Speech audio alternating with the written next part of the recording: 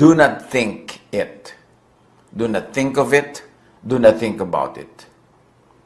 What you think of, imagine, and focus on can happen, will most likely happen. What you think of usually happens. Yung iniisip mo lagi, ginuguni-guni, iniisip-isip, ini-imagine, sinasabi, ginagawang topic, madalas yun ang natutupad sa ating buhay. At maraming biblical principles that explain that. Pati science may explanation dyan. Proverbs 4:23, be careful how you think. Your life is shaped by your thoughts. Mag-ingat-ingat daw sa pag-iisip kasi ang ating buhay ay binubuo, ginagawa, inuukit, hinuhugis, nilililok ng ating iniisip, ng ating isip, ng ating pag-iisip. Proverbs 23:7, for as he thinks within himself, so he is. Kung paano mag-isip ang tao, kung anong niloloob, siya yun. O nagiging siya yun. Kaya, bantayan kung anong niloloob, kung anong iniisip. Kasi kung hindi ka pa ganyan, magiging ganyan ka, kaiisip mo sa ganyan. Words, thoughts without words, deeds, actions, and movements without words are also prayers. And as we know, prayers get answered. Sabi ni Jesus, ask, seek, knock. And this is nothing else but prayer. Sabi ni Jesus, ask and it will be given you. Seek and you will find. Knock and the door will be open to you. But asking, seeking, knocking is also thinking. Pag iniisip mo, whether you know it or not, whether sinasadya mo or not, pag iniisip mo, hinihingi mo. At pag hinihingi mo, ibinibigay. Kaya yung walang iniisip kundi kahirapan, naghihirap. Yung walang inisip kundi yung sakit, nagkakasakit lalo. Yung walang inisip kundi mga negative things, nagkakanda-negative ang buhay nila. Deuteronomy 30:19, this day I call the heavens and the earth as witnesses against you, that I have set before you life and death, blessings and curses. Now, choose life, so that you and your children may live. Malinaw ang sinasabi ng Diyos. Binibigyan ko kayo ng choice, kamatayan o buhay, pagpapala o mga sumpa. Pumili kayo, pero nawa ang piliin nyo ay buhay para sa inyong mga sarili at para sa inyong mga anak. Ang tanong, how to choose? How do we enjoy? How do we choose? How do we make choices? Choose by and with words, thoughts without words, deeds, actions, and movements without words. In other words, choose by prayer. Kasi lahat yan yung salita, iniisip, ginagawa, kilos, lahat yan prayer. Akala ng iba yung prayer, yun lamang nag-e-end with this, I pray in Jesus' name, o amen, o ganun. Yung formal prayer. Lahat ng ginagawa natin, iniisip natin, tumatawid sa ating isip, prayer yan. At sinabi nga nung genie, your wish is my command. So ang wish mo, kalungkutan? O sige, kapalungkutin kita. Pero sasabihin naman na iba, bakit ko naman i-wish ang kalungkutan? Siyempre hindi. Pero laging kalungkutan ang iniisip mo. Laging kalungkutan ang ini-imagine mo. Laging nagmumukmuk ka sa kalungkutan. Ang pinapakinggan mo, malungkot. Ang pinapanood mo, malungkot. Prayer mo yun. Lulungkot ka. Because the heavens answer prayer. Maging watchful lang tayo na marami tayong prayer na ginagawa. Akala natin hindi tayo prayerful. May nagsasabi, alam nyo, hindi ako prayerful. Talaga? Pero lagi kang i-chismis. Lagi mo pinag-uusapan ng nawa ay lumungkot ang kapwa mo, nawa ay mabisto yung mga may mga mali, nawa ay magumulo ang buhay nila. Pero tatalbog sa kanila yun at didikit sa'yo. So ang iniisip mo, yun ang mangyayari sa buhay mo. So actually, nagpe-pray ka. Akala mo lang hindi. Yung iba naman, pray ng salita, akala nila nagpe-pray na sila, pero hindi pa rin pala. Kasi nagpe-pray lang sila ng salita na yon while they are praying. But before and after their formal prayer time, yung lahat ng tumatawid sa kanilang isip, ini-imagine nila, pinag-uusapan nila, yun din ang prayer nila. So alin ang mas marami doon? Yung formal prayer or yung actual, real prayer without words and with some words and without observation. And this means mentioning, expecting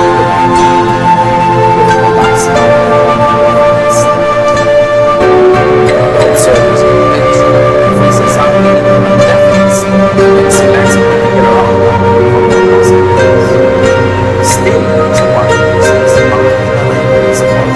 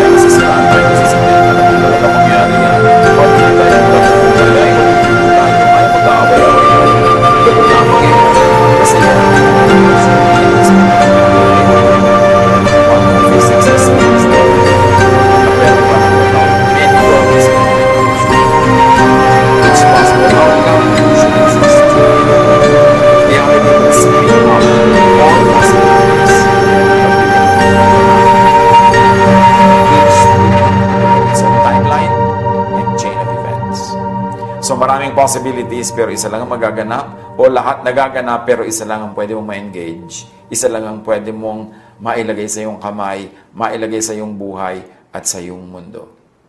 How do you avoid what you do not want in life? Do not wish it for others.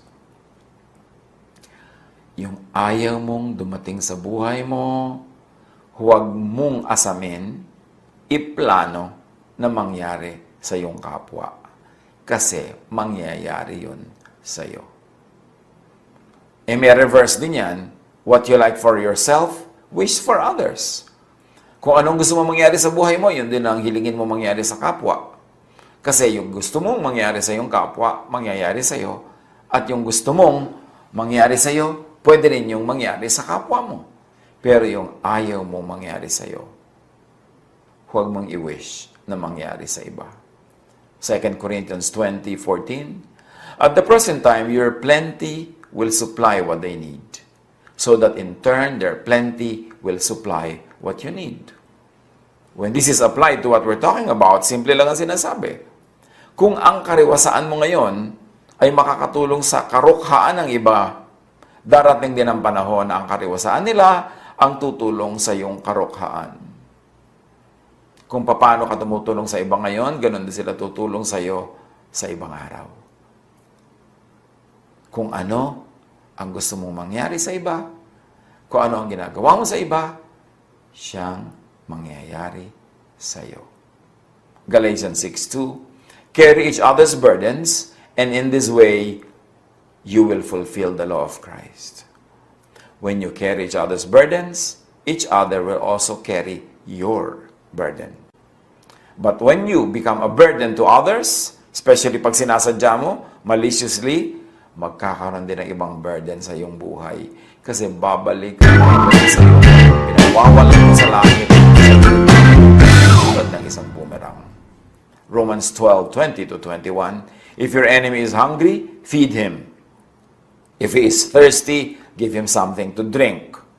Kasi yun din ang mangyayari sa iyo.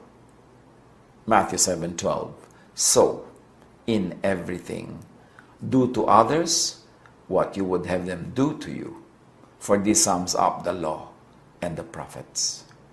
Ang tunay daw na katas, ang tunay na gata at latik ng lahat ng law and prophets at mga teachings nila, ganito yon. Gawin mo sa iba ang gusto mong gawin nila sa iyo. Kasi ang ginagawa mo sa iba, yun ang babalik sa iyo. Sa classical physics, may tinatawag na third law of motion. Every action is an equal, opposite reaction. Parang gravity. Kung 10 kilos ang weight mo, kung gano'n kakagaan, yun ang itutungtong mo sa lupa. Ang itutulak ng lupa paakyat, 10 kilos din. Kaya hindi ka tumatalbog at hindi ka lumulubog. Kasi yung weight mo na ibinibigay sa earth, yun din ang weight na ibinibigay niya pabalik para mag-balance. So, kung ano ang ginagawa mo, yung katumbas nun sa kabila, sa other side of the number line, ang ibibigay sa'yo. Kaya merong number line may positive side, may negative side. Pag may negative 3, merong positive 3. Pag merong positive 7, may negative 7. Laging may katumbas ang lahat. Langit man ay may katapat na lupa. Lupa ay may katapat na langit. Lahat may katumbas. At yan ang sinasabi ng classical physics at sinasabi din naman ng Bible. Kung anong binibigay mo, siya mong tatanggapin. Ganon-ganon ang sukat. Kasi laging balance ang nature. Sa accounting ng nature, debit, credit, zero balance. Ganon. Kaya kung gusto mo na positive ang dumating sa buhay mo, positive ang ibigay mo sa kapwa. Kung gusto mong tumanggap ng isang basket, magbigay ka ng isang basket. Kasi laging merong third law of motion.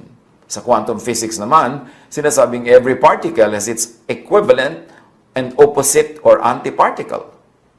An antiparticle will have the same exact property, but only opposite in charge. Isa pa rin ang sinasabi, laging may katumbas, laging may balance. Creation runs in perfect balance. Do not invite, welcome, host thoughts that you do not like for yourself, even if intended for others. Kung ayaw mo magkasakit, huwag mong i-wish na magkasakit ang kapwa. Kung ayaw mong mapahamak, huwag mong gustuhin mapahamak ang kapwa. Pag may iniisip ka at ginugustong mapahamak, napapahamak ka rin. Meanwhile, pag meron kang binabless, nabe-bless ka rin. You give what you give away.